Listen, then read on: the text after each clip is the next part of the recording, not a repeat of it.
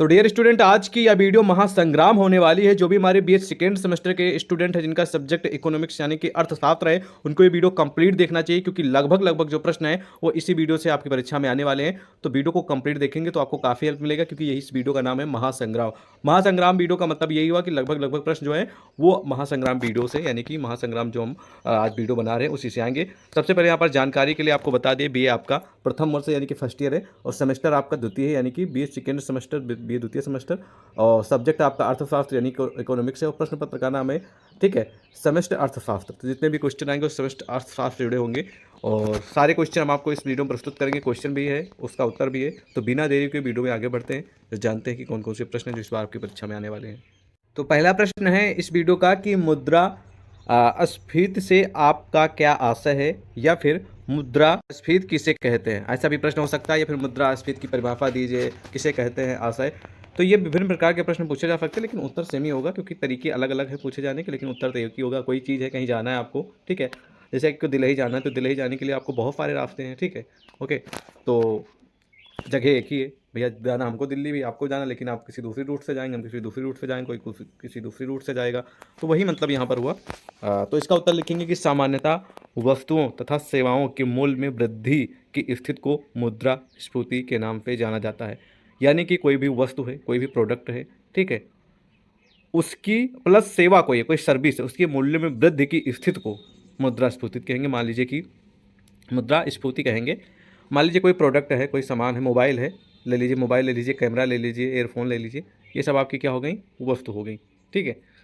Plus सेवा, सेवा का मतलब ये हुआ कि जैसे हम आपको वीडियो के जरिए, ठीक है, कोई आपको हम सर्विस दे रहे हैं, या फिर आप कोई दुकान पे फॉर्म फिल कराने जाते हैं, साइबर कैफ़े पे, जनसेवा केंद्र पे, वो एक सेवा हो गई, ठीक है। या फिर ऑनलाइन माध्यम से आपकी कोई हेल्प कर रहा है, वो एक सेवा हो गई। तो ये वस्तुओं में और जो सेवाएं होती हैं, जब इनका जो रेट होता है उसमें बढ़ोतरी होती है, यानी कि उसमें वृद्धि होती है, तो ऐसी कंडीशन को, ऐसी स्थिति को हम मुद्रास्फीति के नाम से जानते हैं, या फिर जाना जाता है। इस बात को ध्यान रखेंगे, ठीक है। उसके बाद इसमें मुद्रा का मूल्य घट जाता है, ओके। उसके बाद लिखना आपको वेबस्टर शब्दकोश के अनुसार, यानी कि एक प्रमुख विद्वान है, उनके शब्दकोश के अनुसार मुद्रास्फीति वह अवस्था है जब वस्तुओं की उपलब्ध मांग की तुलना में मुद्रा तथा साख की मात्रा में अधिक वृद्धि होती है, और परिणामस्वरूप मूल्य स्तर में निरंतर तथा महत्वपूर्ण वृद्धि होती है, तब उसको हम मुद्रास्फीति कहेंगे। लेकिन आप सिंपल से इतनी परिभाषा याद रखेंगे जो मैंने यहाँ से बताई है यहाँ तक, ठीक है। ये आप लिख देंगे तभी आपको पूरे नंबर मिल जाएंगे, क्योंकि ये बहुत बेटर परिभाषा है, ओके। चलिए नेक्स्ट क्वेश्चन की ओर बढ़ते हैं। नेक्स्ट क्वेश्चन आप लोगों के समझ प्रस्तुत है, ध्यान सुनेंगे। नेक्स्ट क्वेश्चन कह रहा है कि हरित क्रांति से क्या आशय है, या फिर हरित क्रांति की परिभाषा दीजिए। तो सिंपल सा इसका उत्तर लिखेंगे, हरित क्रांति से आशय या फिर मतलब कृषि उत्पादन में अल्पकाल में विशेष गति में वृद्धि का होना, तथा उत्पादन की या वृद्धि आने वाले लंबे समय तक बनाए रखने से है। तो हरित क्रांति का सिंपल सा मतलब होगा कृषि से, खेती से संबंधित है, ठीक है। खेत में जो भी चीज़ उत्पादन की जाती है, जैसे कि धान है, गेहूँ है, मटर है, सब्जियाँ हैं, ठीक है, बहुत सारे अलग अलग फल हैं, बहुत सारी अलग अलग सब्जियां हैं, उनका जो उत्पादन होता है, उनको जो उगाया जाता है, उसमें अल्पकाल मतलब कम समय में, विशेष गति से मतलब कि बहुत तेज गति से, ठीक है, वृद्धि का होता है, मतलब कि बहुत बहुत कम समय में कोई भी कृषि का काम हो, या फिर कुछ भी बोया गया हो, या फिर धान हो, गेहूँ हो, ठीक है, या फिर मटर हो, ठीक है, या फिर कोई सब्जी हो, बहुत सारी प्रकार की होती, ये कम समय में और तेज गति से इनका होना, या फिर उत्पादन होना, ठीक है। और ये जो वृद्धि आने वाले समय तक बनाए रखने से, आने वाले मतलब ये जो जल्दी कम समय में उत्पादन होना, ठीक है, और तेज गति से होना, ठीक है, ये सब क्या कहलाएगा, और कम समय में, लंबे मतलब कि कम समय में भी हो, और ये प्रक्रिया जो है वो बहुत दिनों तक, लंबे समय तक चलती रही हो, ठीक है, या फिर बनाए रखने से है हरित क्रांति का मतलब, ठीक है। अन्य शब्दों में हरित क्रांति से आशय देश के सिंचित एवं असिंचित क्षेत्रों में अधिक उपज देने वाले किस्मों के बीज द्वारा कृषि उत्पादन में तीव्रतम वृद्धि करना है। यानी कि कोई भी बीज है, या फिर कोई भी मान लीजिए कि कृषि से संबंधित खेत में जो भी बोया जाता है, ठीक है, उसमें कम समय में ज़्यादा वृद्धि हो और उत्पादन अच्छा हो, ठीक है, उसकी वृद्धि करना है। विश्व में हरित के जन्मदाता नोबेल पुरस्कार विजेता प्रोफेसर नॉर्मन बोरलॉग थे। यानी कि विश्व में, यानी पूरी दुनिया भर में हरित के जो जन्मदाता हैं, ठीक है, जो कि नोबेल पुरस्कार से इनको सम्मानित किया गया था, इनका नाम है नॉर्मन बोरलॉग थे। जबकि भारत में MS स्वामीनाथन को माना जाता है। विश्व में नॉर्मन बोरलॉग को माना जाता है, और भारत में MS स्वामीनाथन को माना जाता है हरित का जनक, यानी कि फादर ऑफ हरित, ठीक है। महत्वपूर्ण प्रश्न है, कई बार आ चुका है, इस बार भी आने की पूरी उम्मीद है। अगला प्रश्न है कि राष्ट्रीय आय को परिभाषित कीजिए। तो राष्ट्रीय आय का मतलब हो गया कि देश का पैसा एक तरीके से, ठीक है, यानी कि देश की इनकम, नेशन की, ठीक है। तो इसका उत्तर लिखेंगे कि राष्ट्रीय आय विश्लेषण में राष्ट्रीय आय की अवधारणा का एक विशिष्ट स्थान है। राष्ट्रीय आय को साधन लागतों पर राष्ट्रीय आय भी कहा जाता है। इसका कारण यह है कि उत्पादन के विभिन्न साधनों जैसे भूमि, श्रम, पूंजी, संगठन, साहस आदि के किसी एक वर्ष में विशुद्ध आय को व्यक्त करती है। राष्ट्रीय आय उत्पादन के साधन लागत पर विशुद्ध राष्ट्रीय उत्पादन दोनों एक ही हैं, अर्थात राष्ट्रीय आय बराबर साधन लागत पर विशुद्ध राष्ट्रीय उत्पादन। और प्लस आपको यहाँ पर ध्यान देना है, यदि विशुद्ध राष्ट्रीय उत्पादन की गणना बाजार मूल्यों पर की गई तब राष्ट्रीय आय की गणना करने के लिए इनमें से अप्रत्यक्ष करों को हटा दिया जाता है तथा सरकारी अनुदान को घटा दिया जाता है, ठीक है। यानी कि प्रत्यक्ष कर जो लगे रहते हैं, बहुत सारे टैक्स, उनको हटा दिया जाता है तथा सरकारी अनुदान को घटा दिया जाता है। और राष्ट्रीय आय इक्वल बाजार मूल्यों पर विशुद्ध राष्ट्रीय उत्पादन, अप्रत्यक्ष कर प्लस सरकारी अनुदान। राष्ट्रीय आय की अवधारणा का आधारभूत महत्व जो है, राष्ट्रीय आय अर्थव्यवस्था के विवरणात्मक पक्ष का लेखा जोखा प्रस्तुत करती है। आर्थिक न्याय के अध्ययन में राष्ट्रीय आय की अवधारणा का महत्वपूर्ण स्थान है। यानी कि जो आर्थिक न्याय मतलब कि जो राष्ट्रीय आय है, इसका आर्थिक न्याय के अध्ययन में बहुत बड़ा महत्वपूर्ण स्थान है, ठीक है, राष्ट्रीय आय का। और राष्ट्रीय आय के अंतर्गत, ठीक है, कोई भी सर्विस होती है, कोई भी प्रोडक्ट होता है, बाजार की कोई भी रेट होते हैं, ठीक है, उनके मूल्यों में विशुद्ध जो होता है राष्ट्रीय उत्पादन, मतलब कि किसी चीज़ का उत्पादन करना, ठीक है, वृद्धि करना, उसमें उगाना, ठीक है, चाहे जो भी चीज़ हो, तो उससे संबंधित ये प्रश्न है। राष्ट्रीय आय के बारे में आप इस प्रकार लिख सकते हैं। अगर समझ में नहीं आया तो एक दो बार वीडियो और देख लेंगे, और फिर भी नहीं समझ में आया तो गूगल पे इसका उत्तर सर्च कर लेंगे, आपको मिल जाएगा। बहुत सारे अलग अलग तरीके की परिभाषा, जो आपको बेटर लगे तैयार कर लीजिएगा, लेकिन कुल मिला के महत्वपूर्ण प्रश्न है, ठीक है। अब अगला प्रश्न है कि फिलिप्स वक्र क्या है, ठीक है, इंपॉर्टेंट क्वेश्चन है। फिलिप्स वक्र क्या है, तो इसके बारे में लिखेंगे। फिलिप्स वक्र बेरोजगारी की जो दर है तथा मुद्रा मजदूरी परिवर्तन की दर में संबंध का निरीक्षण करता है, यानी कि जानता है, समझता है। बेरोजगारी की दर यानी कि बेरोजगारी की जो संख्या है तथा मुद्रास्फीति की दर के बीच प्रतिलोमानुपाती संबंध होता है, यानी कि रिलेशन होता है। इस संबंध को उन्होंने एक वक्र के रूप में प्रस्तुत किया है, और उस वक्र का जो नाम है, ठीक है, वो फिलिप्स के नाम पर ही पड़ा है, जिसे उन्हीं के नाम पर फिलिप्स वक्र कहा जाता है, ठीक है। यानी कि जो फिलिप्स वक्र का जो नाम है वो फिलिप्स के नाम से जाना जाता है। फिलिप्स एक प्रमुख विद्वान है, ठीक है, उसी संबंधित एक प्रश्न है, तो जिसे उन्हीं के नाम पर फिलिप्स वक्र कहा जाता है। और यह जो वक्र है बताता है कि बेरोजगारी की दर और मुद्रा तथा मजदूरी बढ़ने की दर के बीच विपरीत संबंध है। जब बेरोजगारी बहुत होती है, यानी कि बहुत ज़्यादा लोग अनएम्प्लॉयमेंट होते हैं, जिनके पास नौकरी नहीं रहती है या फिर कोई साधन नहीं रहता इनकम का, ठीक है, तो मुद्रा मजदूरी दरों के बढ़ने की दर नीची होती है, ठीक है। तो मुद्रा मजदूरी दरों के बढ़ने की जो दर होती है वो बहुत कम, यानी कि नीचे होती है एक तरीके से, ठीक है। तो इस प्रकार इसके बारे में लिखेंगे। अगला कि रोजगार के प्रतिष्ठित सिद्धांत की मान्यताएं बताइए, ठीक है। तो रोजगार यानी कि जो नौकरी होती है प्रतिष्ठित, उसके कुछ सिद्धांत जो हैं जिनकी मान्यता मिली है। तो नंबर 1 पे मजदूरी एवं कीमतें परिवर्तनशील होती हैं। ये जो नौकरी होती है ना, उसके कुछ सिद्धांत और मान्यताएं होती हैं, क्योंकि मजदूरी जो होती है और प्लस जो उसके बदले आपको तनख्वाह मिलती है, ये दोनों हमेशा परिवर्तनशील होती हैं, ठीक है। आप हमेशा एक ही पद पे या फिर आप हमेशा एक ही कार्य या फिर एक ही पैसे में नहीं करते, तो परिवर्तनशील होता है। दूसरा है कि मुद्रास्फीति के बगैर पूर्ण रोजगार की स्थिति, ठीक है। तीसरा है विदेशी व्यापार रहित मुक्त बाजार वाली पूंजीवाद अर्थव्यवस्था।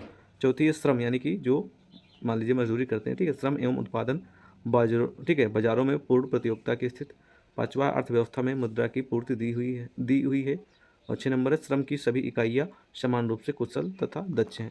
तो ये कुछ हैं मान्यताएं, जो कि हमेशा नहीं आता, कभी कदार आता है क्वेश्चन, ध्यान रखेंगे तो बेशक सही रहेगा।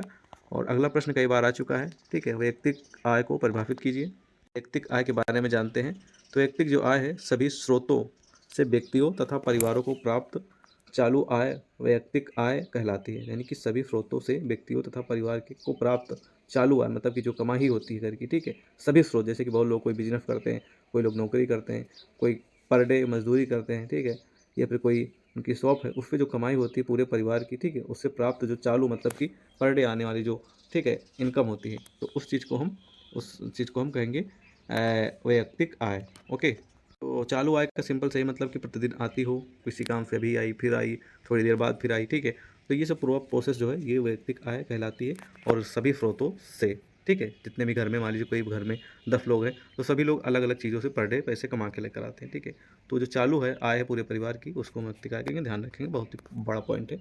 इसे प्राप्त करने के लिए निजी आय में से निगमित क्षेत्र द्वारा अवितरित लाभ तथा भुगतान किए गए निगम करों को हटा दिया जाता है। भारत में अवितरित आय से आप उद्यमों से ठीक है, बचत से हैं। स्थानीय उद्यमों की निबल बचतों की गणना करने के लिए उद्यमों की बचतों में से विदेशी कंपनियों द्वारा रोकी गई निबल आय को घटा दिया जाता है।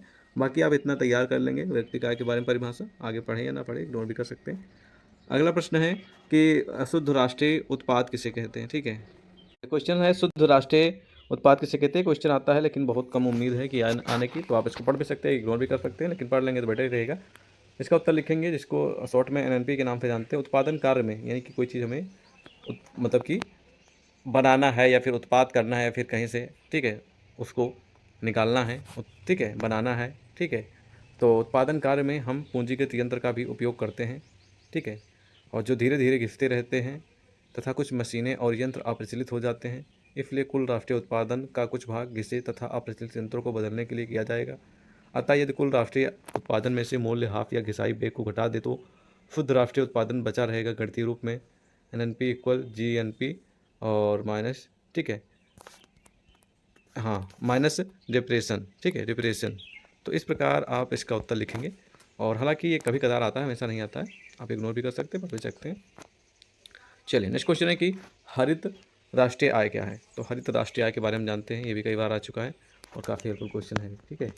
तो इसका उत्तर लिखेंगे कि किसी देश में एक वर्ष में उत्पादित अंतिम वस्तुओं व सेवाओं का मूल्य राष्ट्रीय आय कहलाता है। तो मतलब किसी देश में एक वर्ष में उत्पादित अंतिम वस्तुओं, यानी कि लास्ट में किसी देश में एक वर्ष में उत्पादित अंतिम वस्तु, यानी कि कोई साल है, मान लीजिए 2024 है, 2024 के लास्ट में कोई वस्तु है, कोई सेवा है, ठीक है, वो क्या हो रही है, लोगों तक दी जा रही है, ठीक है। तो उसमें होता ये है कि सेवाओं और जो वस्तु होती है उसका मूल्य राष्ट्रीय आय कहलाता है, ठीक है। यही इसी को हम प्रोसेस को बोलेंगे राष्ट्रीय आय, ठीक है।